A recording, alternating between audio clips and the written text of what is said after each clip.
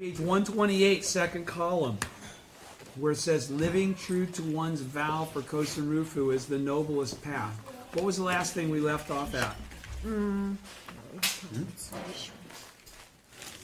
The vow, the vow, the vow, the vow. The vow is what keeps us from regressing, right? The last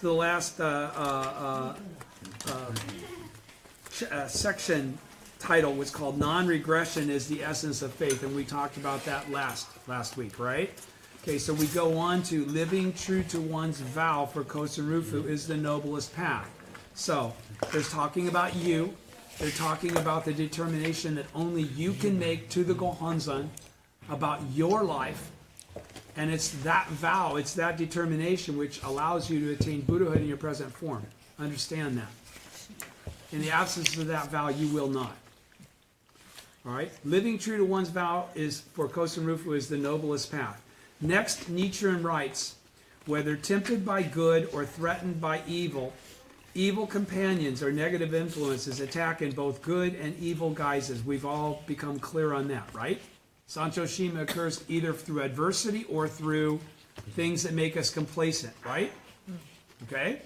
Thoroughly grasping this principle, the Daishonin continues, here I will make a great vow, though I might be offered the rulership of Japan, if only I would abandon the Lotus Sutra, accept the teachings of the Meditation Sutra, and look forward to rebirth in the Pure Land, though I might be told that my father and mother will have their heads cut off if I do not recite the Nimbutsu. Whatever obstacles I might encounter, so long as persons of wisdom do not prove my teachings to be false, I will never yield. All other troubles are no more to me than dust before the wind. I will be the pillar of Japan. I will be the eyes of Japan. I will be the great ship of Japan. This is my vow, and I will never forsake it. The Daishonin asserts that even if tempted with an offer to become the ruler of Japan, or threatened with the execution of his parents, he will never compromise his beliefs, right? So two extremes, a reward like to become ruler, or a terrible difficulty such as having your parents' lives threatened. Neither one will move his determination.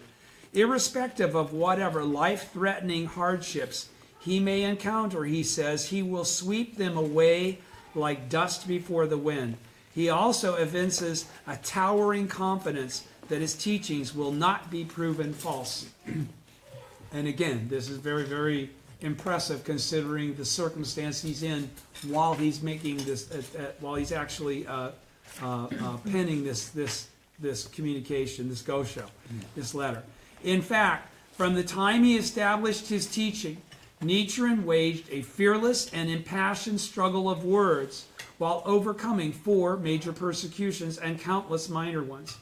By casting off his transient status and revealing his true identity as the Buddha of the latter day during the Tatsunokuchi persecution, he proved that Nam-myoho Renge-kyo is the great law for the enlightenment of all living beings of the 10,000 years and more of the latter day. Nothing could prove the Daishonin's teachings false. In addition to his vow never to regress, Nichiren proclaims his long-held pledge, I will be the pillar of Japan. I will be the eyes of Japan. I will be the great ship of Japan. In this lofty vow, we find the 3 virtues, sovereign, teacher, and parent. It would appear that this is the great vow Nichiren Daishonin made in his heart on the day he established his teaching, April 28, 1253. This treatise, The Opening of the Eyes, was written almost 20 years later. No matter what storms of obstacles and devilish forces assailed him, his spirit never wavered. He suffered countless instances of slander and abuse. He had been the target of malicious plots and intrigues. The authorities had attempted to execute him and had exiled him twice. But go back 2 paragraphs. He says, in addition to his vow never to regress, Nichiren proclaims his long-held pledge, I will be the pillar of Japan, I will be the eyes of Japan, I will be the great ship of Japan. Okay? What is he basically saying there then? He's saying, I am the Buddha. That's a very clear, distinct statement of I am the Buddha. Okay? And what makes him the Buddha? The vow makes him the Buddha. And by taking the vow in regard to which he has, he reveals this aspect of sovereign teacher and parent. Okay? The three virtues, right? Of a Buddha that exist within each one of us. And how does he say we manifest these three virtues?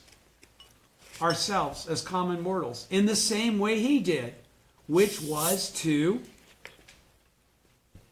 take the great vow and fearlessly persevere to the last moment of his life. That's what he's saying. I will be the Buddha. I will take all the stuff that's associated with being the Buddha. All right? In addition to his vow never to regress, never to go backwards, Nichiren proclaims his long-held pledge. This is a personal pledge that we fashion our practice after. I will be the pillar of Japan. I will be the eyes of Japan. I will be the great ship of Japan. In this lofty vow, we find the three virtues, sovereign, teacher, and parent. It would appear that this is the great vow Nichiren Daishonin made in his heart on the day he established his teaching. Okay? If we're of the same mind as Nichiren, what is our vow? It's the same vow. Okay? It's not just simply not to regress. Do you understand? It's to be the Buddha. To not regress is to stay on the path to become the Buddha. To say this vow is to be the Buddha. Do you understand? Yes. All right, there's a difference. This treatise, The Opening of the Eyes, was written almost 20 years later, after he had said, okay, after he had proclaimed his teaching, his Buddhism of the sowing, which he declared to be as different as night and day from the Buddhism of the harvest. Do you understand?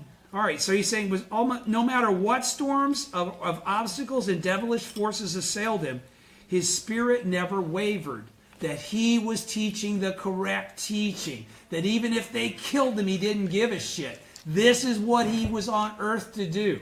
This is what all Buddhas come to earth to do, the Sahe world. All right? He suffered countless instances of slander and abuse. So you be prepared for that. Big freaking deal, slander and abuse. We just overcome it. We don't care if people slander us. The best people in the world are slandered. The Pope is slandered, for God's sake. Everybody that's a good person is slandered. He had been the target of malicious plots and intrigues. Have any of you ever been the target of malicious plots and intrigues? I have. The authorities had attempted to execute him and had exiled him twice. Now that I've never had to go through. But not even the most furious onslaughts of the devil king of the sixth heaven had succeeded and extinguished the flame of Kosen-rufu blazing in his heart. On the contrary, they not only caused that inner flame to burn all the brighter. This is my vow, and I will never forsake it, he writes, declaring that he will for all eternity, break that vow. Buddhahood manifests in the lives of people of strong faith who make the Buddha's vow their own. I'll say it again, since I already said it before this. Buddhahood manifests in the lives of people of strong faith who make the Buddha's vow their own and who dedicate their lives to its fulfillment, Kosen-rufu. The Soka Gakkai has realized resounding victory in every endeavor because we have carried out this vow without begrudging our lives. Our vow is central to our efforts to spread the mystic law in the latter day. Without a powerful commitment to uphold and spread the correct teaching throughout our lives, to the last moment of our life, we cannot turn back the raging currents of this polluted age. We cannot defeat the destructive and devilish tendencies in human life, the three powerful enemies, the devil of the sixth heaven. Our vow to work for Kosen-rufu serves as a fundamental source of strength,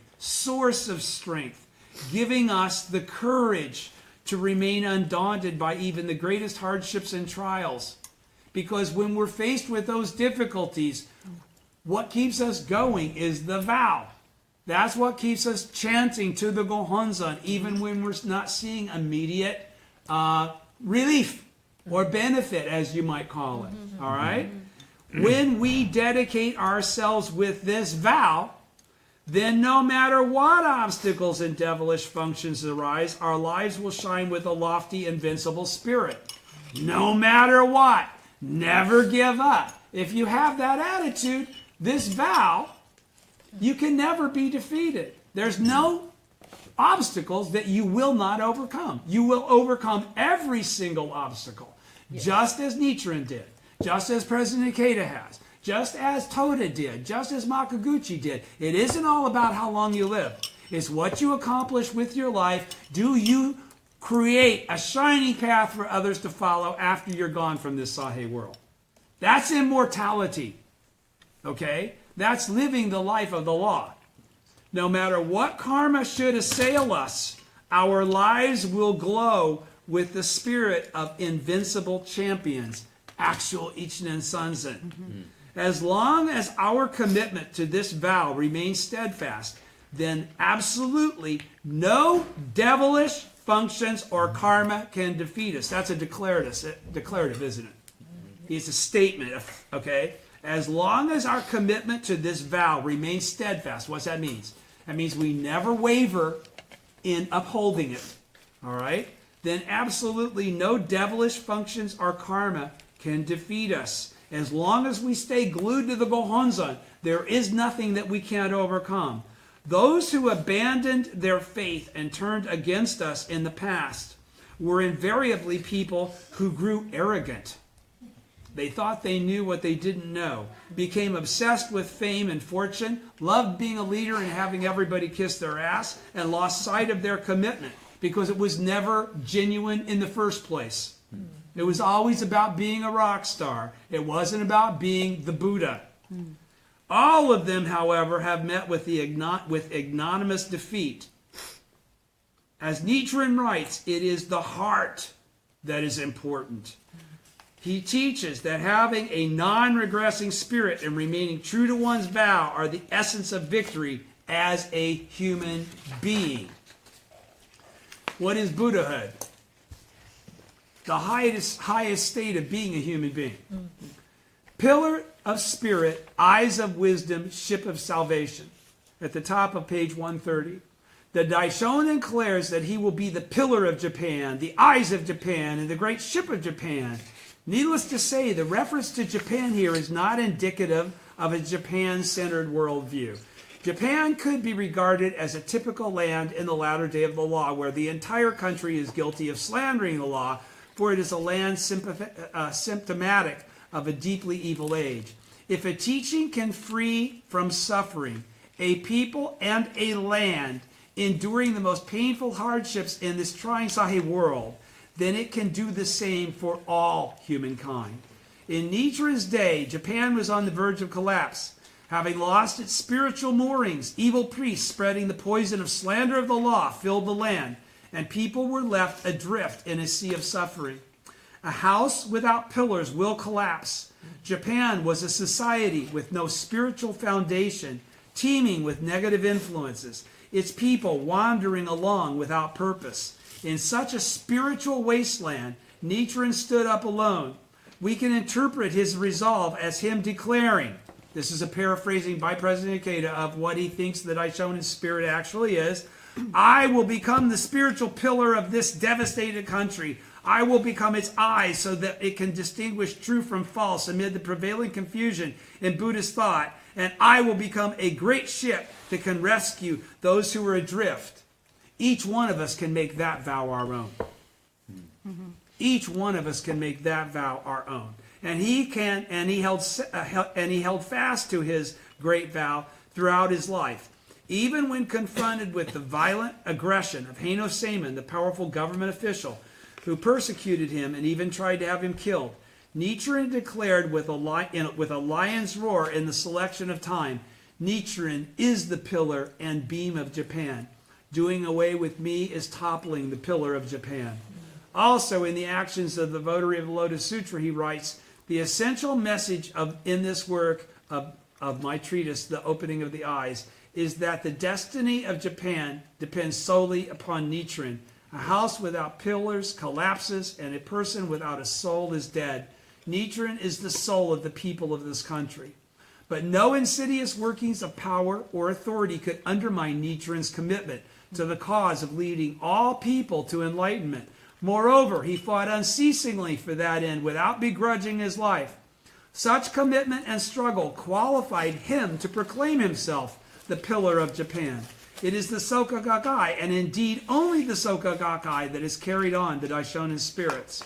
Some words by Josei Toda, spoken shortly before he became the second Soka Gakkai president, are deeply engraved in my heart. He said, "For me, there is only Kosen Rufu.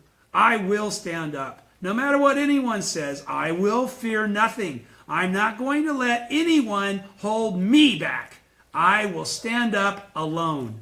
In any time and place, a Kosen Rufu movement always begins with the stand-alone spirit. With that spirit, we can limitlessly activate the power of the mystic law. As President Toda's disciple, I stood up alone to blaze a path of worldwide Kosen Rufu where none had existed before. A stand-alone spirit is the first requirement for propagating the mystic law, which never changes throughout past, present, and future. An unwavering commitment to Kosen Rufu is the heart of a votary of the Lotus Sutra and the foundation of Nichiren Buddhism. After clarifying this foundation, Nichiren goes on in the opening of the eyes to explain the fundamental path of mentor and disciple, courageously united in a vow for Kosen Rufu. Do you all understand?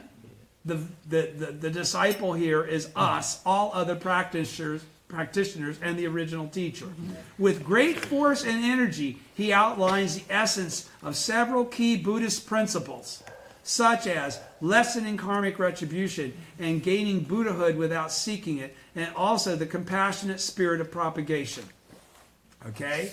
So let's go on to those three things. This is obviously a segue into them. Chapter 14, page 133. Lessening one's karmic retribution. The principle of changing karma that frees people from suffering. You with me? Yeah. Okay. In this chapter, we will look at the section of the opening of the eyes that outlines the benefits to be obtained by the votaries or practitioners of the Lotus Sutra. These benefits have the power to fundamentally free humankind from suffering in the defiled age of the latter day of the law. And it was Nichiren Daishonin who opened the way for all people to attain them. Everybody understands, right? Correct? Yes. Yeah. Why does he say that last? And it was Nichiren Daishonin who opened the way for all people to attain them.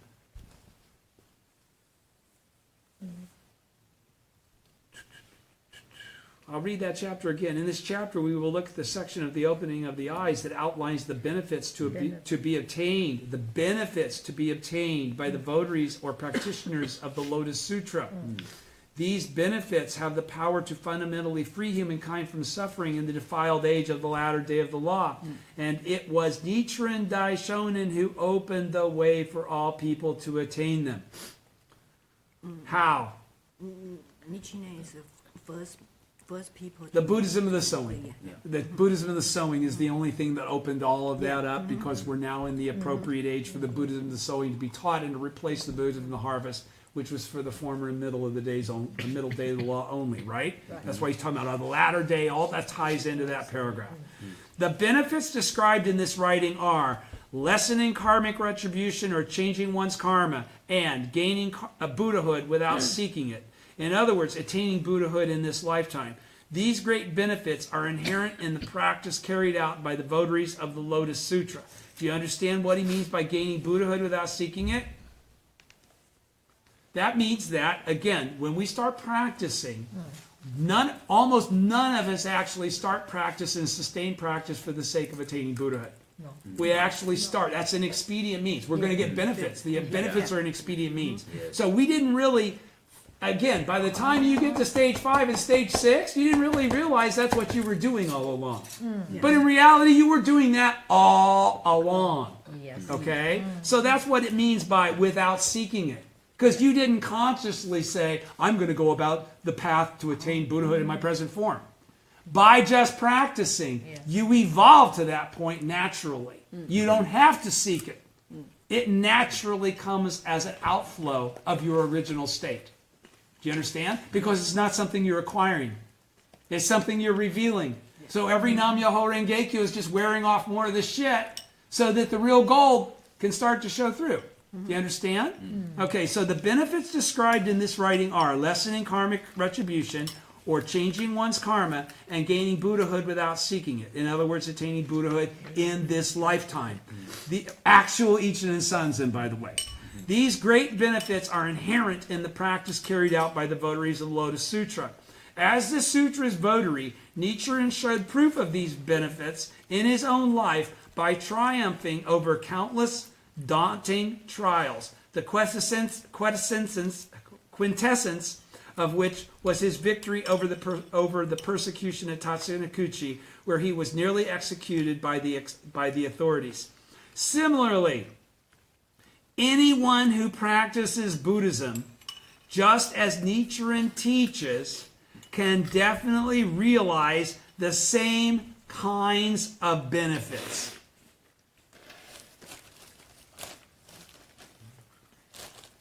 Do you understand? Is there a distinction of benefits between those that Nichiren was able to attain and those that we can attain in our lifetime? No. Okay? Why? Because he's an ordinary person, just like we are. All right? That's why we can attain Buddhahood in our present form, just like he did.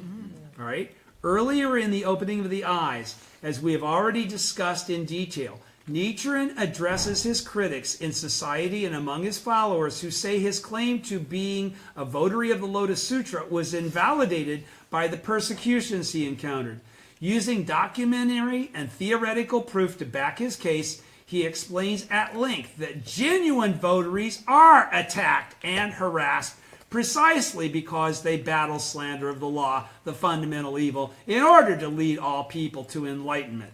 They also triumph over all obstacles.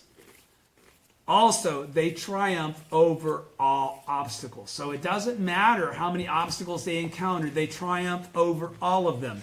When we take a stand against the fundamental evil, we will inevitably encounter persecution. What does inevitably mean? It means without fail. We will without fail encounter persecution. This is why our vow for Kosen Rufu is so important and must serve as the driving force behind our efforts to surmount our hardships. In the section that begins, "This I will state, let the gods forsake me, let all persecutions assail me," the Daishonin articulates his own unyielding vow to persevere as a votary of the Lotus Sutra and lead all people of the latter day to enlightenment, irrespective of the difficulties this may entail. This vow lies at the heart of the votary's spirit. That means never quit no matter what. Faith to the last moment of your life. What are the benefits gained by the votaries of Lotus Sutra? They are inherent in the votaries' actions and lives because of their unceasing struggle to vanquish slander of the law, the fundamental evil. So what did he just say there? I'll read it again. What are the benefits gained by the votaries of the Lotus Sutra? Which he has just said are all available to them because of the vow. Right? Yeah. So he says all the benefits are available because of the vow. And what are the benefits gained? They are inherent. What does that mean? They are contained within the votaries' actions and lives, within their karma, and because of their unceasing struggle to vanquish slander of the law, the fundamental evil. So what is he qualifying here? Again, understand there's a difference between people that have the Gohonzon and chant and practitioners. Okay? When he says here, what are the benefits gained by votaries, by the votaries of the Lotus Sutra? Now, is a votary of the Lotus Sutra just anybody? No, a votary of the Lotus Sutra is a bodhisattva of the earth. Yeah. Okay? And that comes from being of the same mind as Nichiren. Yeah. Okay? That comes from having a commitment to Kosen Rufu, because this vow is about Kosen Rufu. It's not about getting benefits in this lifetime. Right. Okay? Right. So this vow is about Kosen Rufu, which means you've already decided that you are in this as a bodhisattva of the earth. Yes. Okay? Which means whether you're aware of it or not, you've already hit stage 5. Okay? Whether that's set in or not. The reason you practice is no longer because you just want to get benefits. Right. You realize benefits are inclusive of this process of being a votary, a disciple, a bodhisattva of the earth, right? Yes. So he says, so if I say if it's an inherent part of the process, it means it's an outflow of those actions. Yes. Do you understand? It's a result of me assuming my true identity. Do you understand? It's not fortune that I've acquired. It's fortune that I reveal. Yeah, that's right. It's fortune that's associated with the inherent original state. Yes. The Nam-myoho Renge-kyo of my own life. That actually really does exist. It's not theoretical. It's not 6 characters or 5 or 7 characters. Okay? It's the law that makes me an animate entity. It's what allows for the temporary gathering of my 5 components. Do you understand? Yes. Okay, so he's saying they are in. What are the benefits gained? They are inherent in the votary's actions and lives because of their unceasing struggle to vanquish slander of the law, the fundamental evil, because that's what makes them the Buddha in their present form. Do you understand? It's the actions. Okay? It's the inherent life. It's the vow. That's what makes them the Buddha. That's what makes them an unconquerable force as it relates to opposing difficulties. Right? Okay. In the record of the orally transmitted teachings, Nichiren says the element ku in the word kudoku, and everybody knows that's benefit, right, in Japanese, Yes. refers to the merit achieved by wiping out evil, while the element toku or doku refers to the virtue one acquires by bringing about good. Okay? So we wipe out evil while we bring about good. Because we fight slander of the law, both within and outside the harmonious body of believers. Oh my God, what did he just say there? This one was for you, my brother. Because we fight the slander of the law, both within and without the harmonious body of believers. What's the harmonious body of believers from the perspective of Daisaku Ikeda? It would be the Soka Gakkai would be included in that. Understand, the Soka Gakkai is included in that statement. So he says, we fight slander of the law. So when we see slander of the law in the organization, we're to fight it as well. Yeah. Okay? Because we fight slander of the law, both within and outside the harmonious body of believers, striving to eradicate this fundamental evil, the limitless power of the fundamental good, the mystic law, manifests in our lives and produces immeasurable benefits. We cannot be defeated. Through deep, strong faith, the infinite power of the mystic law is activated within us, and the fundamental life state of Buddhahood, that is Nam-myoho Renge-kyo, wells forth. Everybody with me? Yes. Everybody understands what that said clearly, right? Yes. All right. Squarely facing and changing karma, page 134, first column. From the Gosho. Question. How can you be certain that the exiles and sentences of death imposed on you are the result of karma created in the past? Answer. A bronze mirror will reflect color and form. The first emperor of the Qin dynasty had a lie-detecting mirror that would reveal offenses committed in this present life. The mirror made the Buddha's law, the mirror of the Buddha's law makes clear the causal actions committed in the past. The Parinirvana Sutra states, good men, because people committed countless offenses and accumulated much evil in the past, they must expect to suffer retribution for everything they have done. They may be despised, cursed with an ugly appearance, be poorly clad and poorly fed, seek wealth in vain, be born to an impoverished and lowly family, or one with erroneous views, or be persecuted by their sovereign. They may be subjected to various other sufferings and retributions. It is due to the blessings obtained by protecting the law that they can diminish in this lifetime their sufferings and retribution. This passage, this sutra passage, and my own experience tally exactly. This is the Daishonin saying, because he'd been quoting the Parinirvana Sutra, right? He says, by now all the doubts that I have raised earlier should be dispelled, and thousands of difficulties are nothing to me. Let me show you phrase by phrase how the text applies to me. They may be despised, or as the Lotus Sutra says, people will despise, hate, envy, or bear grudges against them. And in exactly that manner I have been treated with contempt and arrogance for over 20 years. They may be cursed with an ugly appearance. They may be poorly clad. These too apply to me. They may be poorly fed. That applies to me. They may seek wealth in vain. That applies to me. They may be born into an impoverished and lowly family. That applies to me. They may be persecuted by their sovereign. Can there be any doubt that that passage applies to me? The Lotus Sutra says again and again we will be banished. And the passage from the Parinirvana Sutra says they will be subjected to various other sufferings and retributions. These passages also apply to me. The passage also says, it is due to the blessings obtained by protecting the law that they can diminish in this lifetime their suffering and retribution. The 5th volume of Great Concentration and Insight has this to say on the subject. The feeble merits produced by a mind only half intent on the practice cannot alter the realm of karma. Did you understand that? I'll say it again so that you can, when you run into the people that are doing this and they're not getting the result that they want, you can go, well, it's right there. It's a part of the teaching. The passage also said is due to the blessings obtained by protecting the law that they can diminish in this lifetime their sufferings and retribution.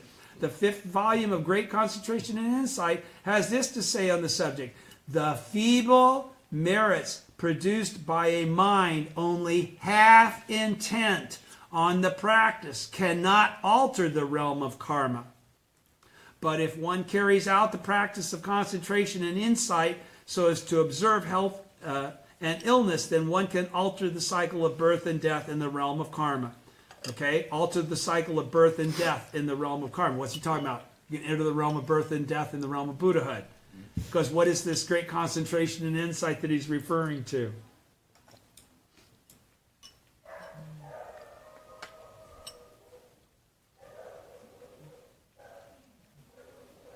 Great concentration and insight is Tiantai, the Makashikan, threefold contemplation on a single mind. This is the way you would attain Buddhahood in the middle day of the law, right? According to Nichiren, you could do that, but the very, very few people. Like, count them on 2 hands. The feeble merits produced by a mind only half intent on the practice cannot alter, but if one carries out the practice of concentration and insight so as to observe health and illness, then one could alter the cycle of birth and death in the realm of karma. It also says, as progress progresses and understanding grows, the 3 obstacles and 4 devils emerge in confusing form, vying with one another to interfere. First, Nichiren discusses at the bottom of page 135. First, Nichiren discusses the benefits of lessening karmic retribution in order to clarify the significance of the hardships practitioners of the Lotus Sutra undergo. He begins by explaining that, when viewed in light of Buddhism, all the difficulties and persecutions he has encountered, including attempted execution and an exile tantamount to a death sentence, are the result of past karma. He then quotes a passage from the Parinirvana Sutra enumerating 8 major trials or hardships one may typically suffer as retribution for karma created in previous existences. They are 1, to be despised, 2, to be cursed with an ugly appearance, 3, to be poorly clad, 4, to be poorly fed, 5th, to seek wealth in vain, 6th, to be born to an impoverished and lowly family, 7th, to be born to a family with erroneous views, and 8, to be persecuted by one's sovereign. Nichiren, who had been besieged by obstacles and persecutions for more than 2 decades, emphasizes that all 8 perfectly describe his own situation. He writes, this sutra passage and my own experiences tally exactly. By now, all the doubts that I have raised earlier should be dispelled, and thousands of difficulties are nothing to me. Let me show you phrase by phrase how the text applies to me. He then goes over the 8 kinds of retribution individually, confirming that each applies to him. Possessing a spiritual state of Himalayan proportions, The Daishonin surveys all of his trials of karma and suffering with serene composure. He had experienced all these hardships in full measure and had triumphed over each of them. Naturally, when he points out how his situation matches the sutra's passages, Nichiren's words are not filled with the slightest sorrow or self-pity over the harsh retribution he has incurred for offenses from his past existences.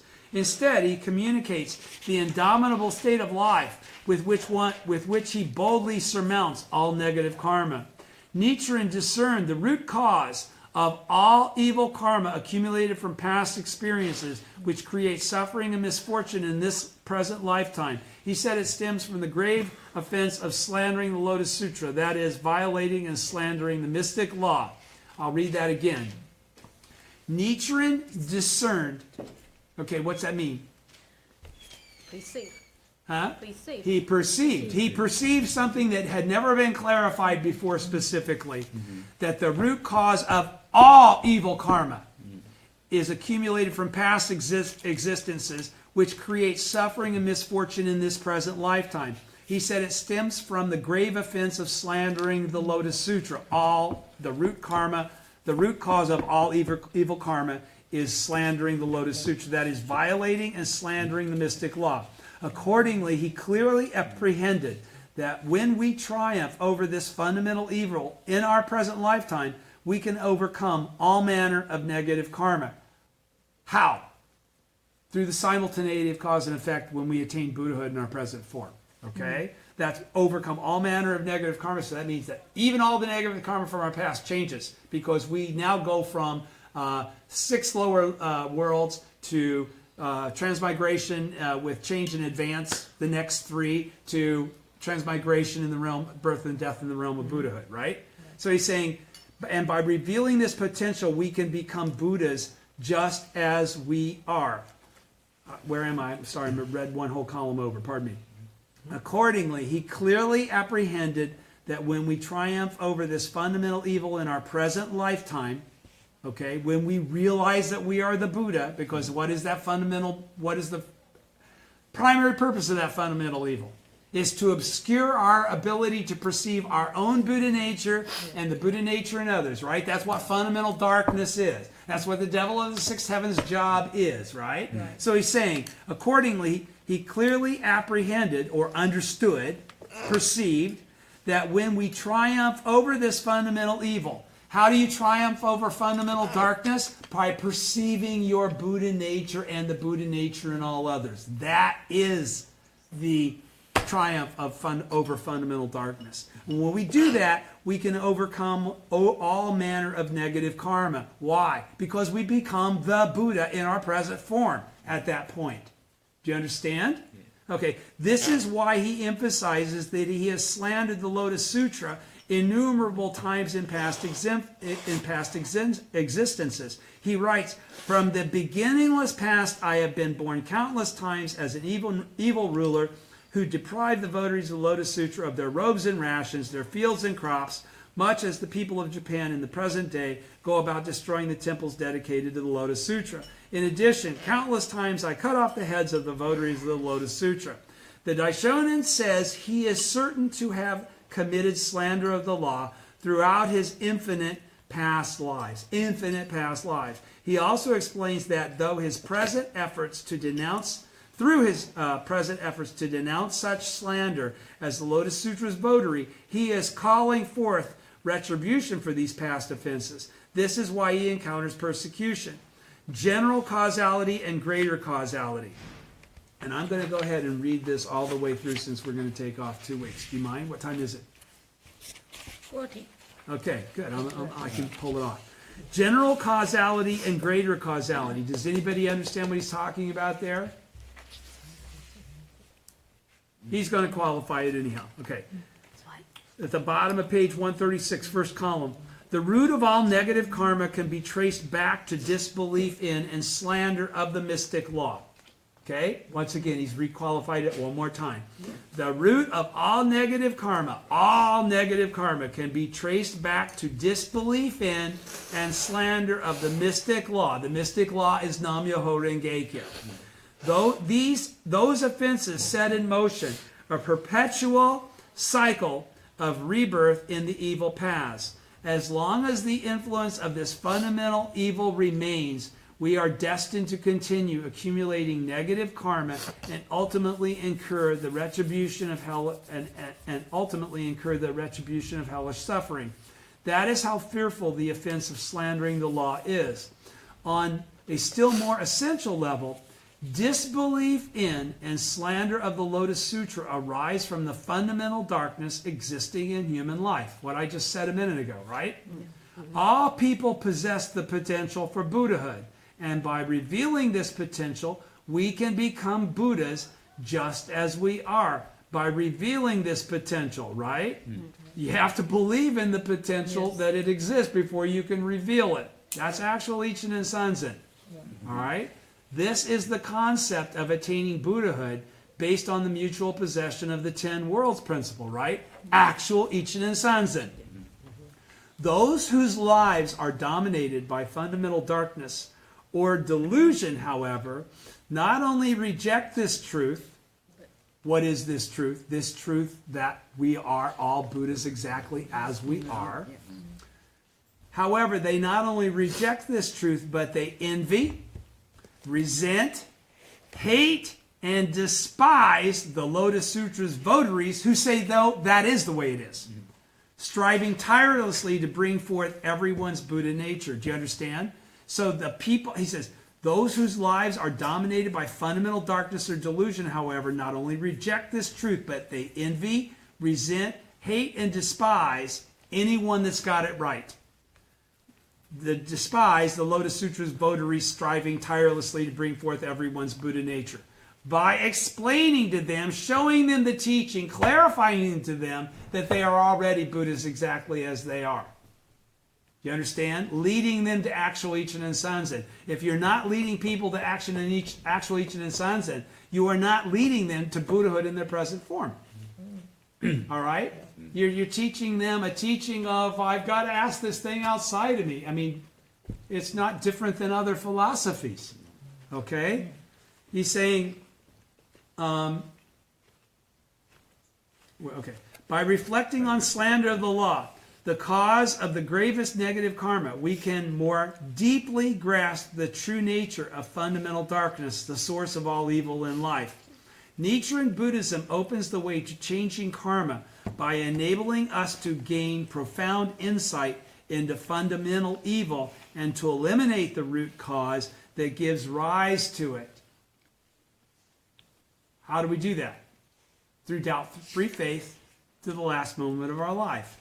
That's the process he just talked about. He goes, by reflecting on slander of the law, by studying the teaching, the cause of the greatest negative karma, that it's slander of the law that's creating all your problems, through understanding that, by having studied the teaching and advancing our lives and practice in faith, we can grasp the true nature of fundamental darkness. We can perceive exactly what the Daishonin is saying and President Ikeda is saying and that the teaching is saying that it is. It's not an abstract. It's real. It's the source of all evil in life. Okay? Nichiren Buddhism opens the way to changing karma by enabling us to understand the truth. I can stop right there. That's what he's saying. This is a philosophy that accords with the true teaching of Buddhism, which President Ikeda has qualified here is really only contained within the Soka philosophy, and I will second that. I can't find a school. I've looked. They're not there. This really is the only one that says what he's saying. This is a philosophy that accords with the true teaching of Buddhism. It resonates with the concept of dependent origination, expounded by Shakyamuni, who taught that by awakening to the fact that the sufferings of aging and death stem from fundamental darkness or delusion, by thinking that it's one lifetime instead of forever, in both directions. and death stem from fundamental darkness or delusion. And by breaking through that darkness, we can liberate ourselves from those sufferings. By perceiving the true nature of our life, we can be the true nature of our life. The Buddha, exactly as we are. The Buddhism originally transmitted to Japan. Is everybody with me? Yes. I'm not losing you with where I'm coming from. I know I'm throwing in a lot of paraphrasing, but is it helping you understand what he's saying? Yes. The Buddhism originally transmitted to Japan, however, brought with it a concept of eliminating offenses based on a very passive view of causality. As with the 8 kinds of retribution found in the Parinirvana Sutra, it taught that one receives retribution in this lifetime for past offenses, which are expiated one at a time. How do you expiate them? By experiencing them. Once they come back and hit you, then you've lived through them, or you die from them, whatever. As long as you don't do anything to exacerbate them, that's how you expiated them, right? One by one by one. That's why it would take freaking lifetimes. You're not doing it in parallel. You're doing it in serial. You can understand what I'm saying, right? That's like, okay, so he's saying the Nichiren Buddhist concept of changing karma, however, is not based on such a general causality. Cause, effect, cause, effect. What do? We do the simultaneity of cause and effect. That means whenever we hit that point, everything flips. So cool. It's so cool. Do you understand? Yeah. It's not based on such general causality. As discussed earlier, the fundamental cause of negative karma is disbelief in and slander of the mystic law, Nam-myoho Renge-kyo. To change our karma, therefore, the cause we make is our effort. Okay, he says it's all contained within the effort and lives of the votaries, right? He's explaining that now. To change our karma, therefore, the cause we must make is our effort or Buddhist practice directed at eliminating such disbelief and slander, which brings about the effect of the sun of the mystic law rising in our hearts and the world of Buddhahood welling forth. In other words, we change our karma through the cause and effect of attaining Buddhahood. Do you understand? Isn't that cool? Doesn't that make sense? Mm-hmm. I'll read it again one more because it's just too cool. I got to read it one more time without. Okay. The Buddhist concept of changing karma, however, is not based on such general causality. As discussed earlier, the fundamental cause of negative karma is disbelief in and slander of the mystic law. To change our karma, therefore, the cause we must make is our effort or Buddhist practice directed toward eliminating such disbelief and slander, which brings about the effect of the sun of the mystic law rising in our hearts, the world of Buddhahood in our bodies, in our lives, the 10th world welling up in our nine world bodies, okay, and lives, and the world of Buddhahood welling forth. In other words, we change our karma through the cause and effect of attaining Buddhahood, right? Yes. That's why it's equally available to everybody. Yes. Who's a bodhisattva of the earth? Anybody that takes the vow, Yes. right? Whether they've taken it in a past life or not. So this process applies to anybody. It doesn't matter whether you took the vow in a previous lifetime or in this lifetime for the first time. It's based on the vow in this form. Right here, right now. Right? Right. Okay, doesn't that make sense? Yes. In contrast to general causality, the fundamental causality for attaining Buddhahood based on the mystic law of Nam-myoho Renge-kyo could be termed greater causality, for it supersedes all negative cause and effects, as well as subsumes all good causes and effects, as defined by the idea of general causality taught in the pre-Lotus Sutra teachings. You understand? Yes. It's greater than all the negative causes and effects, as well as subsuming, pulling into itself. So it takes everything that's greater than it and also includes everything that's lesser, all the regular general aspect. Do you understand? Page 137 at the bottom of first column. Lessening karmic retribution, expiating past offenses, and changing karma. Everybody's with me, right? Yes. All right. From the beginningless past, I have been born countless times as an evil ruler who deprived the votaries of the Lotus Sutra of their robes and rations, their fields and crops, much as the people of Japan in the present day go about destroying the temples dedicated to the Lotus Sutra. In addition, countless times I cut off the heads of the votaries of the Lotus Sutra. Some of these grave offenses I have already paid for, but there must be some that are not paid for yet. Even if I seem to have paid for them all, there are still ill effects that remain. When the time comes for me to transcend the sufferings of birth and death, it will only be after I have completely freed myself from these grave offenses. My merits are insignificant, but these offenses are grave. If I practice the teachings of the Provisional Sutras, then these retributions for my past grave offenses would not appear. When iron is heated, if it is not strenuously forged, the impurities in it will not become apparent. Only when it is subjected to the tempering process again and again will the flaws appear. When pressing hemp seeds, if one does not press very hard, one will not get much oil from them. Likewise, when I vigorously berate those throughout the country who slander the law, I meet with great difficulties. It must be that my actions in defending the law in this present life are calling forth retributions for the grave offenses of my past. If iron does not come into contact with fire, it remains black.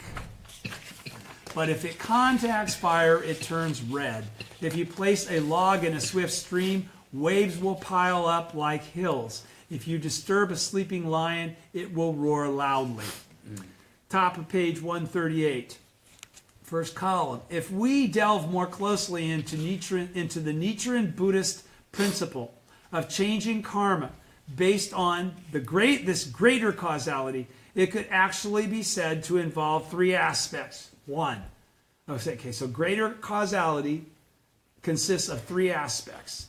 Lessening karmic retribution, 2, expiating past offenses, and 3, changing karma. Lessening one's karmic retribution literally means transforming the heavy and receiving it lightly. In other words, we can receive in a lighter form and expiate the heavy retribution we would normally receive over a long period of time for our grave offenses in past existences. We can instead experience in a lighter form and expiate it in this lifetime. This is also explained in the principle of changing karma from the aspect of the severity of the retribution received. Expiating past offenses means eradicating the influences of heavy karma created in previous existences. Changing karma could be described as transforming the unceasing cycle of rebirth in the 6 paths owing to slander of the law in past existences into a cycle of rebirth in the paths of good. Do you understand what he just said? That's what I've been telling you all along. So it's either with change in advance, in case you started chanting, you practiced, and you didn't maintain your faith in the last moment of your life. You understand? You would not achieve actual Ichiren Sanzen. Okay? He's saying but if you get into those top 3, you're at least now you've escaped the 6 that are transmigration in the lower 6 worlds, right? Yes. Okay, so he's saying expiating, pardon me. Where am I? Changing karma? Okay.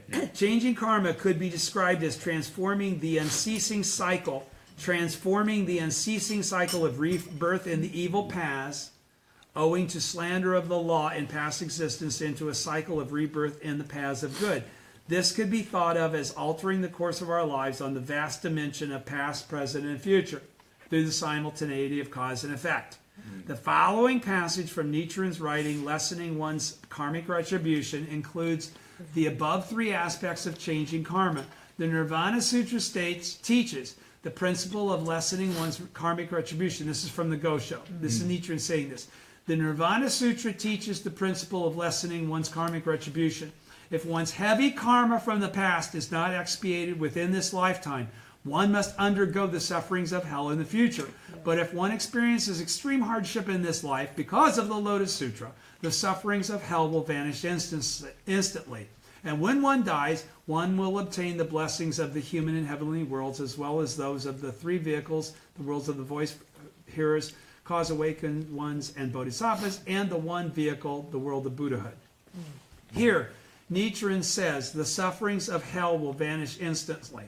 In the opening of the eyes, he also speaks of completely freeing himself of the grave offenses he has committed in the past. What he means is the full eradication of the influences of his negative karma. What would the influences of his negative karma, what would we be talking about? That would be those influences which would keep one from assuming your true identity. Do you understand? You say, what this means is the full eradication of the influences of his negative karma. What is that actually? What is the full eradication of the influence of our negative karma? The influence of our negative karma is fundamental darkness. It's to not be able to see the true identity of ourself and others. To eliminate that influence then means to achieve actual Ichinen Sanzen, right? It means to perceive ourselves as the Buddha and to perceive others as the Buddha as well without exception. What he means is the full eradication of the influence of his negative karma, this delusion. This is the principle of changing karma from the aspect of expiating past offenses. Why? Because this is the cause that puts us in that birth and death in the realm of Buddhahood. Actual Ichinen Sanzen is the gateway for that. Do you understand? Yes. That's why he said exactly what this is the principle of changing karma from the aspect of expiating past offenses. We've expiated the past offenses that have kept us from being able to reveal our true identity. Okay, do you understand? To give an analogy, when the sun rises in the morning, the brilliance of the stars that had sparkled in the night sky is subsumed in the light of the sun and becomes invisible to our eyes on earth. In the same way, when our deep faith causes the sun of the mystic law to rise in our hearts and vanquish our past slander of the law, the world of Buddhahood wells forth in our lives. Clear? Right? Right. When that happens, our previously hellish sufferings instantly vanish. All offenses completely disappear in the brilliant sunlight of the mystic law. We've now taken the path of Buddhahood in every single lifetime to come. Do you understand? We will constantly be meeting the correct teacher, the correct teaching, the correct object of devotion. We'll be saving people forever. The principle of dependent origination will keep bringing into our influences those people that are dear to us. Okay, those relationships that we want to save. So you don't lose out by not getting it all done in a single lifetime if you do what you got to do with your single lifetime. Do you understand? By doing what we need to do with our single lifetime, we grasp an ability to permeate infinity. Okay? Okay, so he's saying this could be thought of as altering the course of our lives in the vast dimension of past, present, and future. The following passage from Nichiren's writing on lessening one's cart. Okay, I've already read all that. Here Nichiren says the sufferings of hell will vanish instantly. In the opening of the eyes, he also speaks of completely freeing himself of the grave offenses he has committed in the past. I'm in the middle of page 138 and I'm repeating myself. What he means is the full eradication of the influence of his negative karma. This is the principle of changing karma from the aspect of expiating past offenses. I've already read that. All offense. Okay. The sufferings of karma will definitely vanish. The sun of victory will rise, dispelling the darkness of misery. This is the Daishonin's great conviction. Indeed, Nichiren Buddhism, now at the top of page 139, with its teaching of changing karma, is a religion of hope that allows us to achieve a happiness revolution. Also, Nichiren teaches that we can end the cycle of rebirth in the evil paths, realms of delusion and suffering, and we can attain the benefits of the worlds of human beings, humanity, heavenly beings, heaven, voice hearers learning, cause awaken one's realization, bodhisattvas and Buddhas in lifetime after lifetime. In other words, based on our transformation in this life, we can enter a cycle of rebirth in the paths of good. This is the perspective of changing one's karma. Lessening karmic retribution means, everybody's with me? Lessening karmic retribution means transforming the karmic retribution and suffering that would normally continue over countless lifetimes and to put an end to it in this existence by waging a struggle against slander of the law.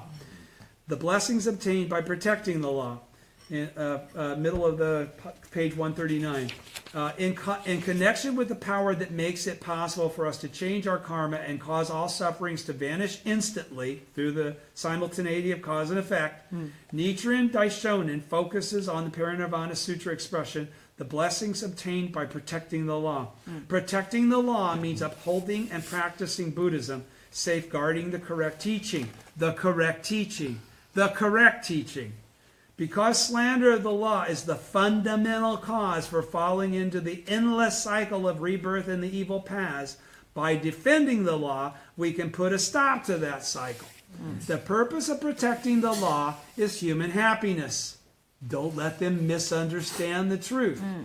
When we protect this law for attaining Buddhahood inherent in the lives of all people, this law that allows for actual Ichinen and Sanzen to be achieved by anyone, we receive great blessings and benefit as a result, because we've assumed our true identity as the Buddha when we do that. Do you understand? Yes. In other words, in the course of striving steadfastly as practitioners of the Lotus Sutra, we become the Buddha. The negative impulses in our lives to disregard the law are driven out. And we can defeat our fundamental darkness because we're the Buddha. All right, we have the wisdom to do so. We have the faith to do so. We have the practice to do so. Do you understand? Faith, practice, and study have kicked into a level where we're there. Specifically, this refers to active efforts to combat evil and errant. Specifically, this refers to active efforts to combat evil and error. That is the practice of Shakabuku, refuting the erroneous and revealing the truth. Negative influences and so-called evil friends function to keep people in darkness and delusion, blind to the enlightened Dharma nature that exists within them. Our battle against such negative forces is a battle to defeat our own inner darkness and delusion. So he says, our battle against those things that we're going to have to battle against begins with our arming ourselves with the armor that's necessary to battle that battle, which is to achieve our own Buddhahood. Do you understand? When we achieve our own Buddhahood, we can lead others to achieve their own Buddhahood. Let me read that again. In other words, in the course of striving steadfastly as practitioners, being in phase 2, 3, 4, okay, we ultimately get to stage 5, the 6 stages of practice, right? And in that process, we can get to the point where we achieve stage 6. We can completely defeat our fundamental darkness. We can perceive ourselves as the Buddha. You with me? Specifically, this refers to active efforts to combat evil and error. What would that be? That is the practice of Shakabuku, refuting the erroneous and revealing the true. But what is he saying? Combat evil and error. Error is to misunderstand the correct teaching correctly. All right? Negative influences and so-called evil friends function to keep people in darkness and delusion, blind to the enlightened Dharma nature that exists within them, blind to their own Buddhahood. Our battle against such negative forces, those influences that keep them in a state where they cannot perceive their own Buddha nature or the Buddha nature in others, is a battle to defeat our own inner darkness and delusion, because only by defeating that can we convey that correct perspective to others. Do you understand? In the opening of the eyes, Nichiren declares of his own struggle, when I vigorously berate those throughout the country who slander the law, I meet with great difficulties. It must be that my actions in defending the law in this present life are calling forth retributions for the grave offenses of my past. Herein lies the great path of changing karma in Nichiren Buddhism. Because Nichiren vigorously denounced slander throughout the country, he encountered harsh persecution. This was simply the manifestation of retribution for grave offenses in past experiences. In other words, it was still his cause and effect relationship. Okay? It wasn't he was being persecuted when he was all innocent, right? Therefore, only by completely expiating, in other words, offsetting through actuality, these offenses in his present lifetime, could he transcend, could he overcome the suffering-filled cycle of birth and death. Actively denouncing and eliminating slander of the law is itself the direct path to changing karma. So when we see error, we should perceive it as evil, because it is. Okay? It is by denouncing, actively denouncing, bringing to someone's attention and showing them where it says say that. Okay? You got to know where it says that. You just start saying it, they're going to eat your lunch, and you're going to maybe create more problems than you're correcting. You need to know what you're talking about to correct people correctly. He says, actively denouncing, though, and eliminating slander of the law is the direct path to changing karma. Doing so requires courage. By contrast, one cannot transform the sufferings of life and death by waging a weak and timid struggle. So what's he say there? He says, by contrast, one cannot transform the sufferings of life and death. You can't enter the realm of Buddhahood in your present form unless you have a life that has the strength to battle against these negative influences, because if you're really correctly practicing, the negative influences will appear. Do you understand? There's no way around it. Okay? So he's saying that if you only wage a half-assed try, you won't have the strength to withstand that, and therefore you'll never face it. Do you understand? You didn't do what's necessary to bring it on.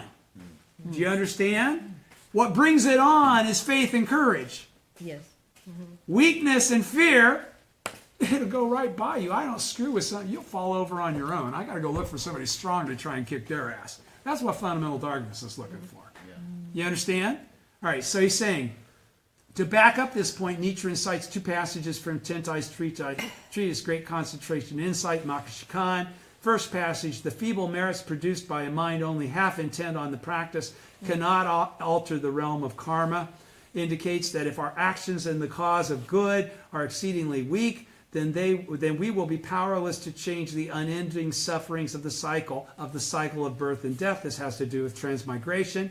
The second passage, on the other hand, points out that the three obstacles and four devils will emerge in confusing form, vying with one another to interfere when a person practices the correct teaching exactly as it is taught.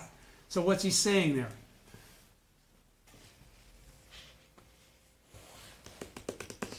Everybody understands what he's just said? He says, if our actions are exceedingly weak, we will be powerless to change and enter the realm of Buddhahood. He's saying at the same time, if you're on that path to enter the realm of Buddhahood, understand that the three obstacles and the four devils are going to emerge in confusing form, vying with one another to interfere with you. Okay? So you're either going to be too weak to ever encounter them, or you're going to be strong enough, and you will encounter them. Okay? And when you do, say, good, I encountered them. Okay? Because to not encounter means you're not doing anything. It means you're just putting in time that may not be the payoff that you anticipate. And then you wonder why you don't get benefit. Hardships forge and strengthen our lives. Consequently, great persecutions that arise as a result of denouncing slander of the law are not so much hardships as opportunities for forging and strengthening our lives. In the opening of the eyes, Nietzsche writes, when iron is heated, if it is not strenuously forged, the impurities in it will not become apparent. Only when it is subjected to the tempering process again and again will the flaws appear. When pressing hemp seeds, if one does not press very hard, one will not get much oil from them. In the letter from Sado, he observes, it is impossible to fathom one's karma. It is impossible to fathom one's karma. However, iron, when heated in the flames and pounded, becomes a fine sword. Worthies and sages are tested by abuse. In the letter to the brothers, he says, both of you have continued believing in the Lotus Sutra, thus you are now ridding yourselves of your grave offenses from the past. For example, the flaws in iron come to the surface when it is forged. A life forged through efforts to protect the law drives out the impurities of the negative karma created through slander and endures eternally over the three existences of past, present, and future. From time without beginning, we have repeated the cycle of birth and death. In this lifetime, however, we have the good fortune to encounter Nichiren Buddhism. Because we practice the correct teaching, denounce slander of the law, and forge inner strength, we can change our karma and establish the eternally indestructible state of Buddhahood in our lives by transmigrating in the realm of Buddhahood. This is the attainment of Buddhahood in this lifetime. Understand? Actual Ichiren Sons is what he's talking about again. Pure and committed practice of Nichiren Buddhism entirely changes the meaning of hardships in our lives. We no longer view challenges and trials as negatives to be avoided, but as things which, when overcome, bring us closer to the attainment of Buddhahood. Of course, it may not be easy for those in the midst of painful challenges to appreciate this fact. No one wishes to experience hardships. It's human nature to prefer to avoid them. But if we understand the ultimate transformative teaching of the mystic law of Nam-myoho Renge Kyo, we can recognize that our hardships have arisen from our efforts to combat evil and be confident that by overcoming these hardships, we can attain the supreme state of Buddhahood.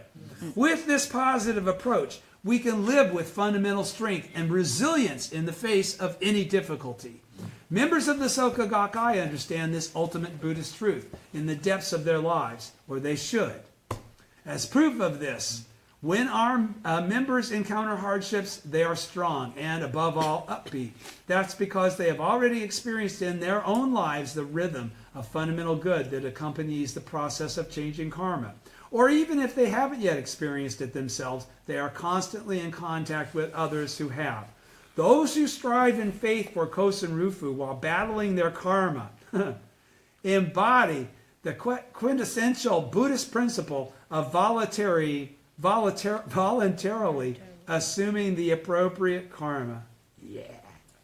Our members, comrades from the distant past, summon forth the heart of the Lion King, the spirit to bravely take on challenges, never fearing hardships or lamenting painful trials as they struggle valiantly to transform their karma into their mission and enact the victorious drama of a great human revolution, attaining Buddhahood in their present form. They possess a truly lofty state of life, that of the Buddha. Accordingly, defeat for a Buddhist lies not in encountering difficulties, but rather in not challenging them. Difficulties only truly become our destiny if we run away from them. We must fight as long as we live. That means to the last moment of our lives. We must live and struggle tenaciously to the end, to the last moment of our lives. Nichiren's philosophy of changing karma, which teaches this important essence of life, is also a revolutionary teaching, is in that it represents a radical departure from the way other religions tend to view difficulties. All right? To practice Nichiren Buddhism is to live with the unshakable conviction that the most painful and trying times are opportunities for changing karma, for carrying out our human revolution, and that no matter how difficult the situation, we can ultimately and without fail transform it into something positive. It is the Soka Gakkai, an organization directly connected to Nichiren Daishonin, that actually puts this teaching of changing karma into practice and takes this revolutionary philosophy to the world. With this pride and joy, let us continue in our efforts to share Nichiren Buddhism with others. And so we take a week off and we'll come back in 2 weeks, page 143, chapter 15, I and my disciples attaining Buddhahood through steadfast faith at the crucial moment. At the crucial moment. At the crucial moment. Thank you. Thank you.